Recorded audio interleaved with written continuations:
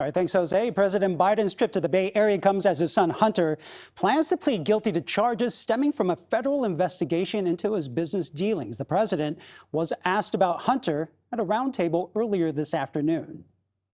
I'm very proud of my son.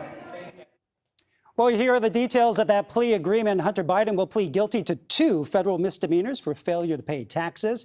He will also be put into a diversion agreement for possession of a handgun by a drug user, which is a felony.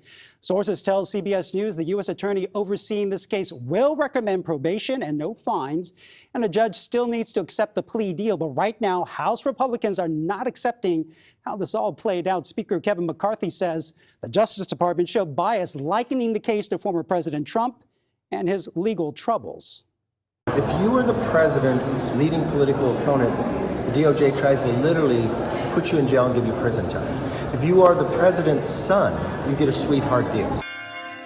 House Republicans say they will continue to investigate Hunter Biden's business dealings as part of a larger investigation into President Biden.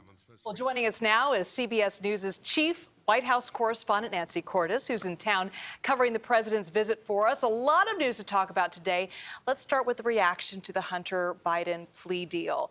Now, is this the end of his troubles, or are there more investigations into Hunter Biden? Elizabeth and Ryan, so great to be with you in person. It's not the end of his troubles necessarily. The U.S. attorney investigating put out a statement saying that the investigation is ongoing. We don't know exactly what that means. Hunter Biden's lawyer has said he's not expecting any more charges, but we don't know for sure. What we do know for sure is that Republicans on Capitol Hill are going to continue their investigations. They are looking into communication on his laptop. They are looking into his overseas business dealings. They're very up in arms about the way that this plea deal shook out, and they are going to keep the focus on him. As for President Biden, he's trying to say as little as possible. 6 words here in San Francisco: I'm very proud of my son, and that's it. He doesn't want to give the situation any more oxygen than it already has. And no question, Hunter Biden has been a lightning rod for the former president, a lightning rod for the GOP. How will this impact the upcoming presidential campaign?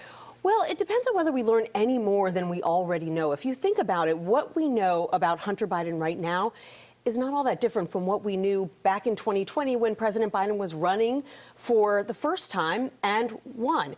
And until and unless we learn something that shows that President Biden himself was involved in some kind of wrongdoing, I'm not sure it really changes the dynamic here as much as Republicans would like it to.